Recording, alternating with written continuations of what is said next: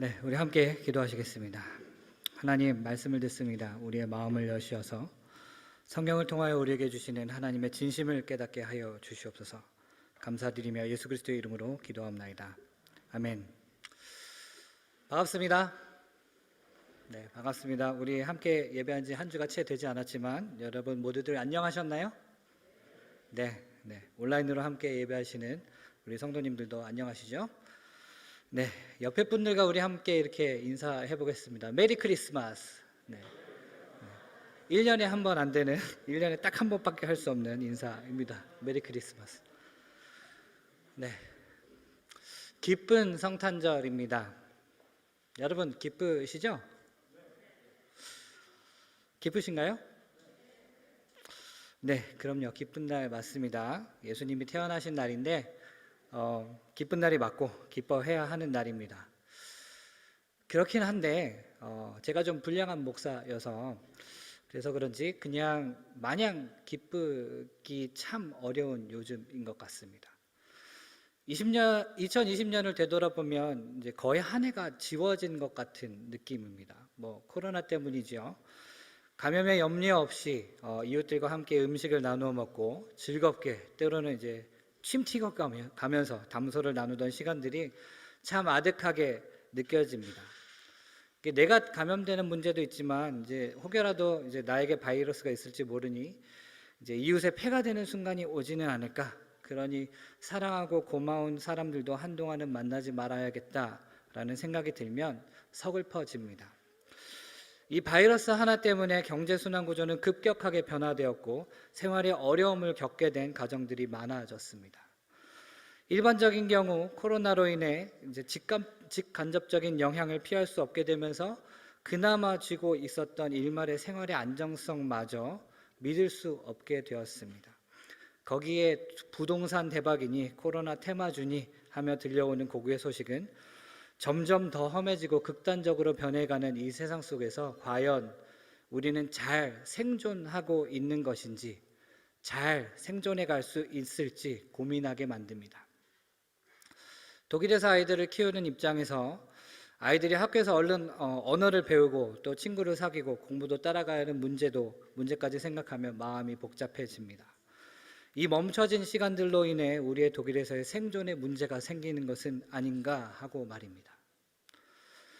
생존의 문제가 이렇게까지 두드러지는 마당에 우리가 삶에서 얻게 되는 작은 기쁨도 어떤 때에는 사치처럼 느껴질 때도 많이 있습니다.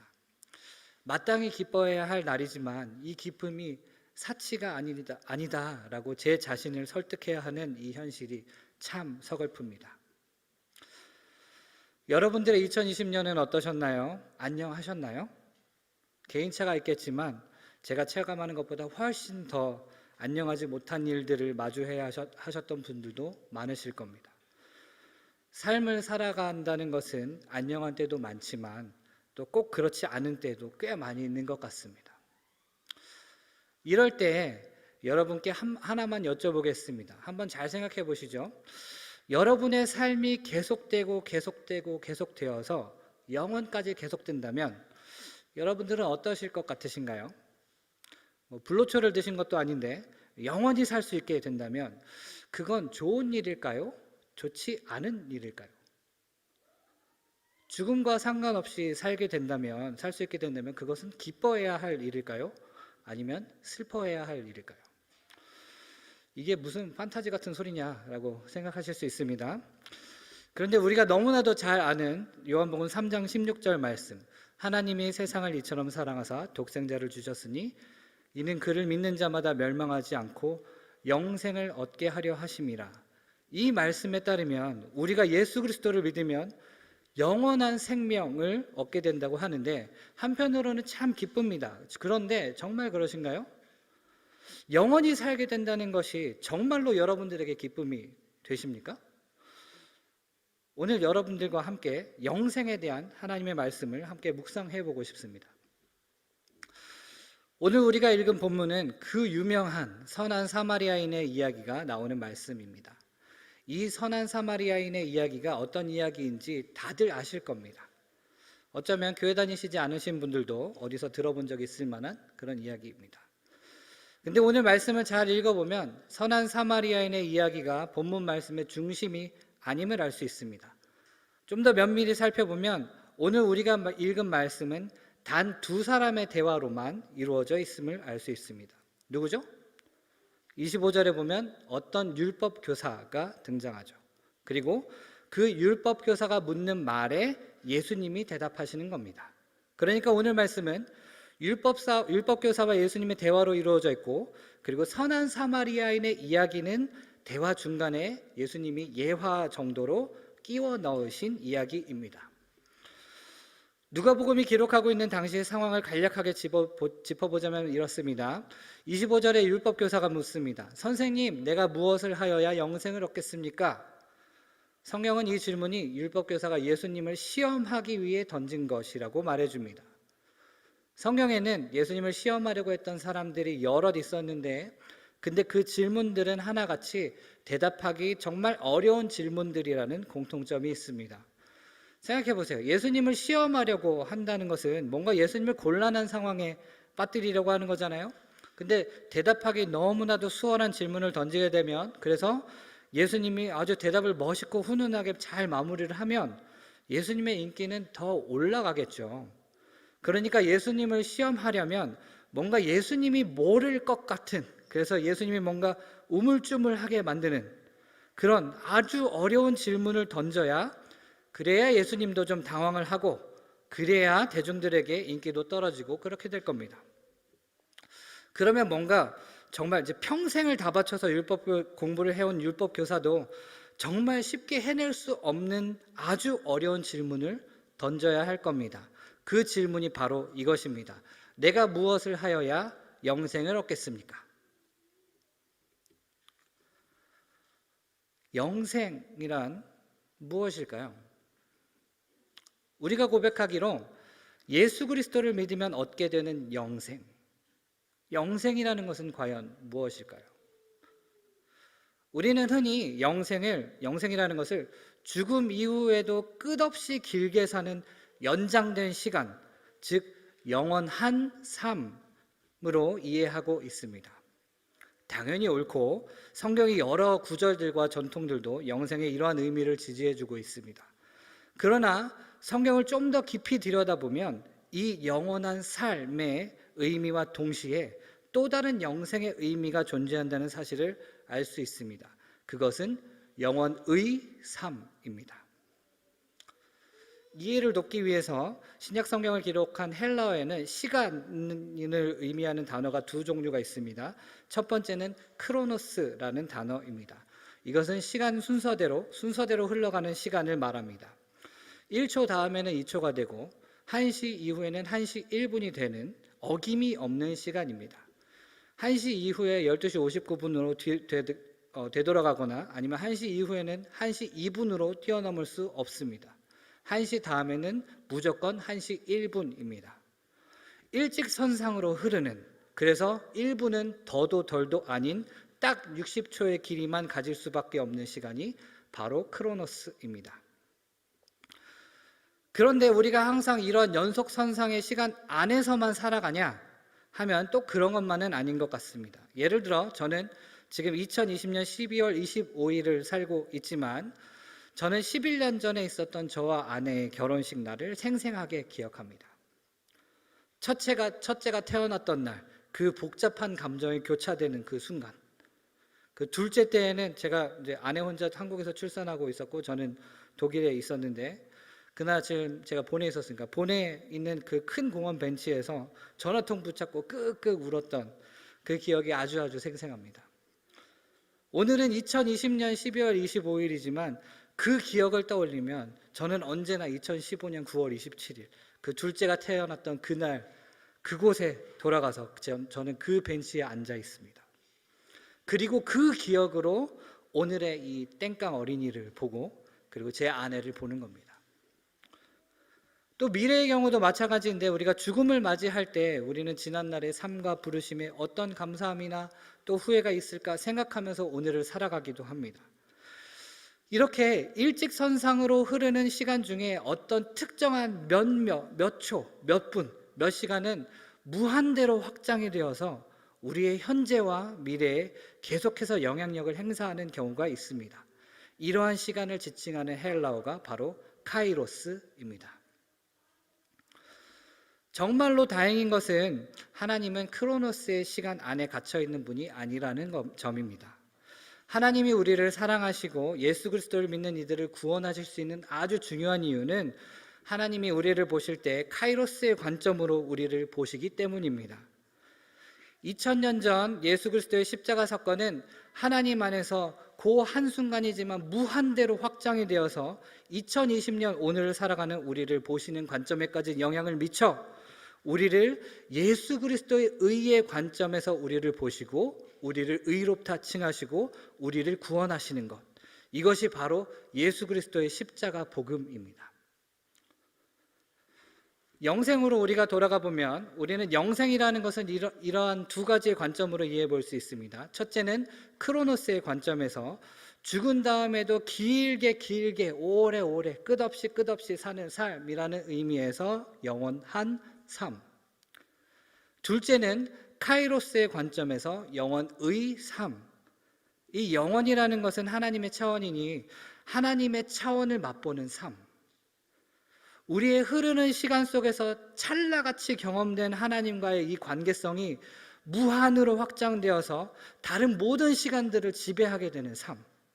하나님의 통치 아래 사는 삶. 시간 안에서 시간 밖을 사는 삶. 이것이 두 번째 의미의 영생, 즉 영원의 삶이라는 말입니다. 성경은 이 두 가지의 영생의 의미를 모두 다 이야기하고 있습니다. 그러니 어느 한쪽만 이야기하는 것은 균형을 잃게 만들 수 있습니다. 그러나 더 많은 경우에 성경의 강조점은 두 번째 의미, 즉 영원의 삶을 더 향하고 있다고 많은 성서학자들이 이야기합니다. 생각해 보세요. 만일 우리가 영생을 첫째 의미로만, 그러니까 영원한 삶, 길어서 끝이 없는 삶으로만 받아들인다면 문제가 생깁니다. 엄밀히 말해서 우리는 죽기 전에는 영생을 경험할 수 없는 거죠. 죽어야만 영생이 시작된다는 걸 알게 되는 겁니다.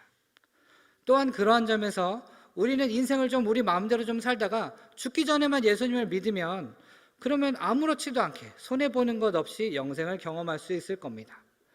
그냥 자기 뜻대로 살다가 은퇴하고 할 일 없어질 때쯤 소일거리로 교회 나가서 잘 믿고 천국 가면 되겠지요. 물론 인생이 모두 계획대로 되는 건 아니겠지만 그렇게만 된다면 참 좋은 본보기로 회자되겠지요.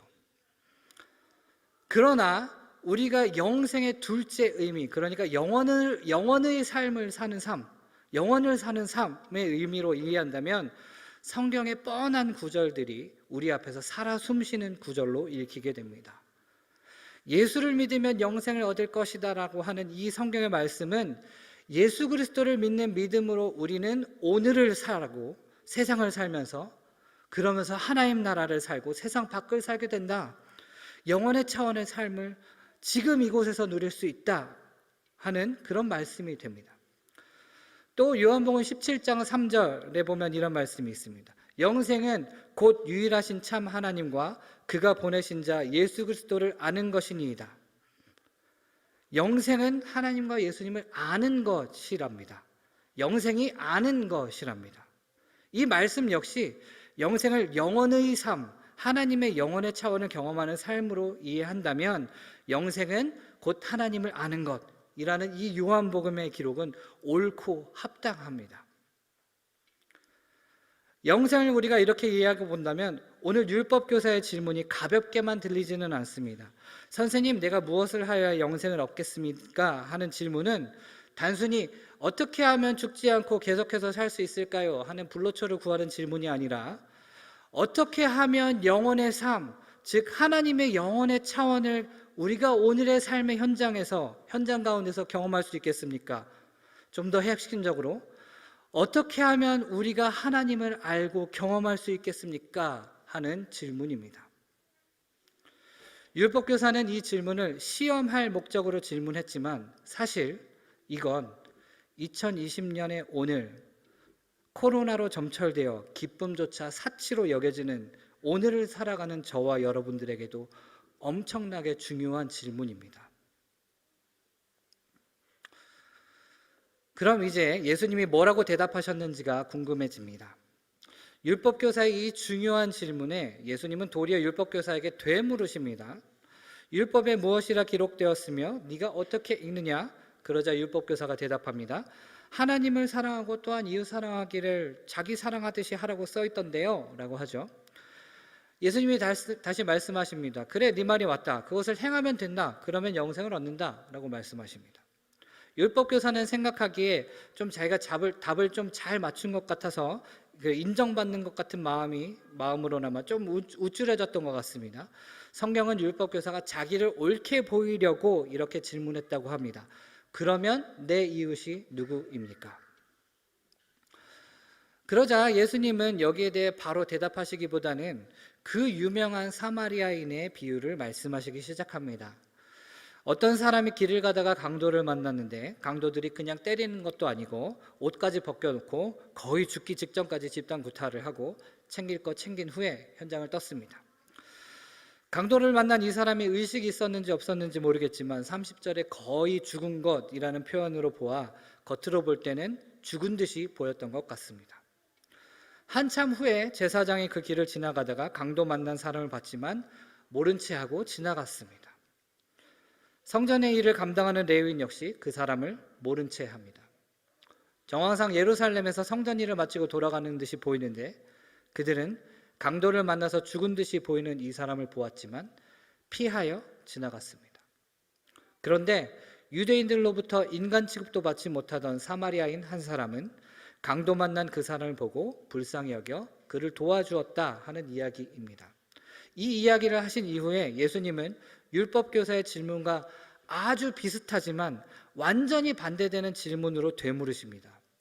네 의견에는 이 세 사람 중에 누가 강도 만난 자의 이웃이 되겠느냐? 내 이웃이 누구냐? 라는 이 율법교사의 질문에 예수님은 긴 얘기를 하신 이후에 율법교사에게 되묻습니다. 누가 강도 만난 자의 이웃이 되겠느냐? 자, 질문들을 좀 비교해 보겠습니다. 율법교사가 던진 질문은 내 이웃이 누구입니까? 였습니다. 그에 대해 예수님은 선한 사마리아인의 비유를 말씀하시고는 누가 강도 만난 자의 이웃이냐? 라는 질문을 던지시죠. 내 이웃이 누구냐? 라는 질문과 누가 강도 만난 자의 이웃이냐? 라는 질문입니다. 이제 비교하기 좋게 좀 질문을 구조를 좀 조정해 보면 나의 이웃이 누구이냐? 그리고 강도 만난 자의 이웃이 누구냐입니다. 이 두 질문의 차이점에 대해서 여러분 좀 감이 오시나요? 둘 다 이웃이 누구냐라고 묻고 있기는 한데요. 율법교사의 질문은 내가 사랑해야 할 이웃이 누구냐, 그러니까 나의 사랑을 받을 대상이 누구냐 하는 것이 이 질문의 핵심입니다. 그러니까 간단하게 누구를 사랑할 것인가에 대한 질문입니다. 율법교사에게는 대상이 중요했습니다. 그렇죠. 누구를 사랑할 것인가 당연히 필요한 물음인 것처럼 보입니다. 그런데 이 질문은 아주 교묘한 질문입니다. 왜냐하면 내가 사랑해야 할 이웃의 대상이 될 만한 이제 범위를 설정하면서 내가 도와주어야 할 사람과 도와주지 않아도 되는 사람이 나누어지기 때문입니다. 일단 대상의 범위가 설정되고 나면 내 이웃으로 간주된 이들에게는 내가 도움을 베풀지만 내 이웃이 아닌 것으로 간주된 이들에게는 굳이 불필요한 감정과 소유를 공유하지 않아도 괜찮습니다. 그러면 이런 식이 됩니다. 내 이웃이 누구냐? 나오면 내가 도와줄게. 내가 왜 안 도와주겠니? 그런데 당신은 나랑 그렇게 깊은 친분이 있지는 않으니 내 이웃은 아닌 것 같아. 나보다 친한 사람 많잖아. 당신 사정 딱 하긴 하네. 근데 뭐 누구보다 심하진 않네. 내 이웃은 아닌 것 같아. 이런 관점에서 이웃 사랑은 안전한 범위 내에서 안전하게 가동시킬 수 있는 하나의 제도로 전락되고 우리는 아주 충분히 그리고 멋지고 잘 이웃을 사랑하고 있다. 그래 우리는 정말 우리 멋진 그리스도인이야 라고 하는 안정감을 획득하게 됩니다. 그러나 실상은 자신이 사랑할 대상을 고르고 있는 것에 지나지 않습니다. 그러니 사랑의 대상이 자기의 입맛과 방식에 맞지 않으면 그 사람은 내 이웃의 범위 바깥으로 옮겨지게 되고 언제든지 다른 도움의 대상을 찾아 나설 수 있습니다. 마치 강도 만난 사람을 지나쳐간 제사장과 레위인처럼 말입니다. 이러한 대상에 대한 질문을 예수님은 관점을 바꿔서 다시 되물으십니다. 강도 만난 자의 이웃은 누구인가 하고요. 예수님에게 있어서 사랑의 대상은 상대적으로 명확했던 것 같습니다. 그런데 문제는 그 사람을 누가 사랑할 것인가, 누가 그 사람의 이웃이 되어줄 것인가 하는 점입니다. 그러니까 예수님은 이웃사랑의 주체를 묻고 계신 겁니다. 누가 그 사람의 이웃이 되어줄 것인가? 저 어려움을 당한 사람에게 기꺼이 이웃이 되어서 그 짐을 함께 지려는 사람은 누구인가? 너는 그의 이웃이 되려는가? 이것이 예수님의 질문이었습니다. 예수님의 이웃사랑의 패러다임은 그저 안정적이고 만족스러운 경계선 세우기에 지나는 것이 아니었습니다. 바로 2000년 전 오늘 하나님과 화목할 수 없게 된 우리를 그냥 둘 수 없으셔서 하나님이신 그분이 그 안전한 경계선을 뚫고 우리를 이웃 삼으셔서 자신의 연약함을 보이실 수밖에 없는 아기의 모습으로 오신 그것이 바로 예수님의 사랑의 패러다임입니다. 이 사랑 앞에 내 이웃의 범위를 나누는 합리적인 경계선은 아무런 권세를 얻지 못합니다. 누구를 사랑할 것인가가 아닌 누가 사랑할 것인가 라는 질문에 예수님은 그렇게 대답하고 계신 겁니다. 이러한 예수님은 오늘 본문에서 율법교사에게 이렇게 되물으십니다. 누가 강도 만난 자의 이웃이 되겠느냐? 우리와 그렇게 큰 관계도 없고 전혀 친하지도 않은 사람이라 하더라도 강도 만난 자, 강도를 만나서 죽도록 매맞고 가진 것도 빼앗기고 옷까지 벗기워진 그 사람, 우리와 아무런 상관도 없고 친하지도 않고 도와준다고 해서 큰 이득 볼 것도 없고 손해만 보게 될 것이 뻔한 사람, 바로 그 사람의 이웃이 되어줄 사람이 누구냐? 그 사람의 이웃이란 타이틀을 주저없이 취할 사람 누구냐? 남의 일을 자기 일로 여기고 이웃이 되어줄 사람 어디에 있느냐? 라고 바꿔 물으시면서 우리의 무감각한 무관심에 처절하게 호소하는 그것이 바로 예수님이 가지고 계셨던 이웃사랑의 패러다임이었습니다. 여러분, 우리의 이웃사랑의 관점은 어떻습니까? 우리는 우리의 삶에 대해서 그리고 우리가 만나는 모든 사람을 대함에 있어서 내 이웃이 될 만한 그런 사람들을 내 입맛대로 고르고 있지는 않았습니까? 내 주변에는 선한 사마리아인처럼 거의 죽게 된 사람은 아직 없는 것 같아 라는 생각으로 하나님의 이웃을 내 이웃으로 한정시키지는 않았는지 우리 자신을 돌아보아야 할 일입니다. 혹시 이렇게 생각되시는 분들도 있을지 모르겠습니다. 아니, 설교 제목도 영생이고 그래서 영원한 삶이니 영원의 삶이니 현기증 나는 얘기를 막 하더니 갑자기 왜 또 주제가 이웃사랑으로 넘어가는 거야? 설교가 왜 이래? 이렇게 생각하실 수 있겠습니다. 이런 생각이 드셨다면 오늘 말씀 정말 잘 들으신 겁니다. 좀 이상하게 생각되실 수 있겠습니다. 그런데 오늘 본문을 잘 살펴보면 영생이라는 것과 이웃사랑이라는 것이 전혀 다른 이야기가 아님을 아실 수 있을 겁니다. 37절 마지막에 예수님께서는 가서 너도 이와 같이 하라 라고 말씀하셨습니다. 왜요? 왜 그렇게 해야 될까요? 의무인가요? 그냥 밑도 끝도 없는 명령인가요? 그냥 앞뒤 떠나서 그냥 하면 좋다, 그런 윤리의식, 삶의 지혜 같은 건가요? 야, 내가 너를 위해서 얼마나 희생했는데 넌 그냥 내 말 그냥 듣고 따라해, 이런 건가요? 왜 우리는 그렇게 해야 될까요? 그에 대한 생략된 이유는 사실 이미 예수님께서 대답하셨습니다. 바로 28절에서요. 그러면 살리라. 율법교사가 처음 예수님에게 가지고 나온 질문은 무엇이었습니까? 선생님, 내가 무엇을 하여야 영생을 얻겠습니까? 어떻게 하여야 하나님을 진정 느끼고 만나고 동행하는 삶을 살 수 있겠습니까? 그에 대한 예수님의 결론적인 대답은 이것이었습니다. 37절에 가서 너도 사마리아인처럼 해라. 가서 힘들어하는 사람들의 이웃이 되어주어라. 그것을 행해라. 그래야 28절에 그래야 네가 살기 때문이다. 그때야 비로소 네가 영원의 차원의 삶을 살 수 있기 때문이다. 생존에 허덕이면서 그냥 살아나가는 것이 아니라 생명을 살아나게 되는, 하나님의 생명을 살아나갈 수 있게 되기 때문이다.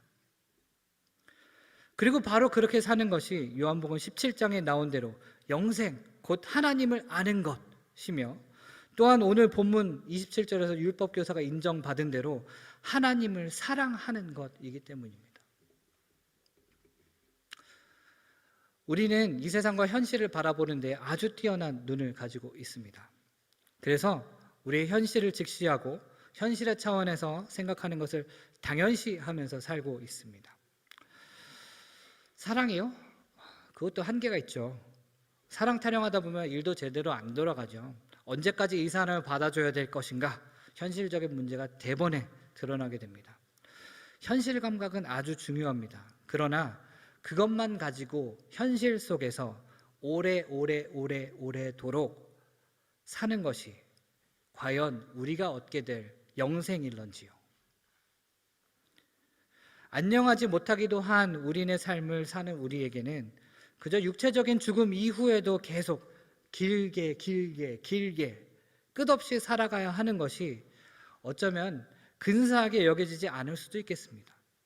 그러나 이 세상을 살 때 영혼의 차원에 있다은 하나님의 나라를 바라보고 맛보고 하나님의 나라의 영광을 경험하면서 살 수 있게 된다면 이것은 죽음 이후로 미뤄둬서는 안 될 대단히 중요한 일입니다.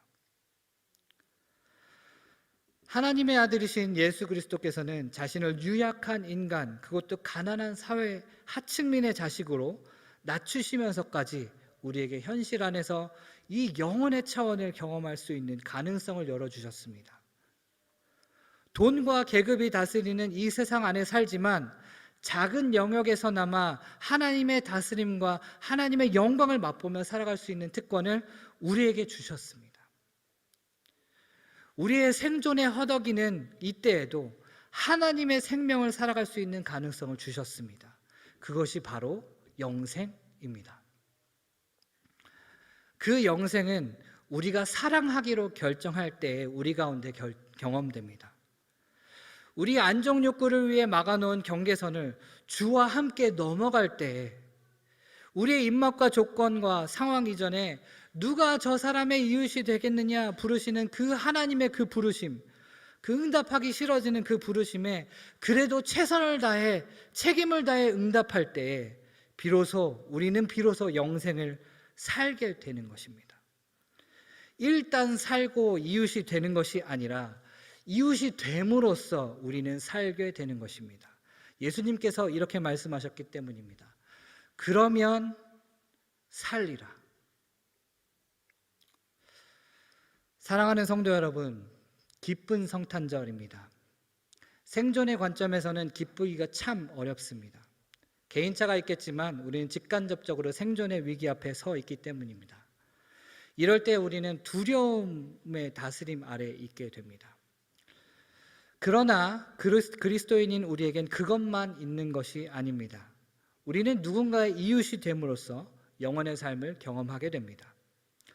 성탄절이 기쁜 이유는 단지 누군가의 생일이어서가 아니라 캐롤을 즐기고 선물을 나누고 기분을 내는 날이어서가 아니라 힘에 의한 평화로 대변되는 로마 제국의 힘의 통치하에 압제된 이들, 죄와 두려움에 포로된 이들, 두려움 때문에 하나님을 보는 눈이 먼 이들, 그 사람들을 자신의 이웃으로 삼으신 그분이 이 땅에서 역사를 시작하신 날이기 때문입니다.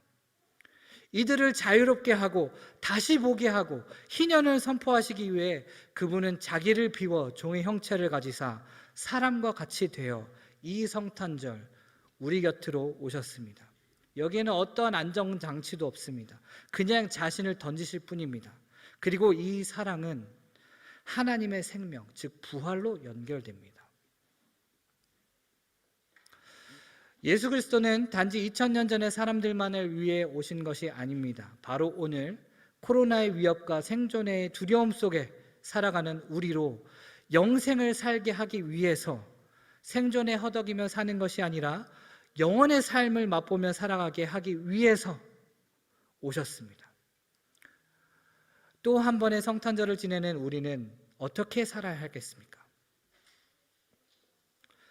두려움에 포로되어 살아가기보다는 사랑과 도움을 필요로 하는 이들의 이웃이 됨으로써 영생을 살아가는 우리가 되기를 소망합니다.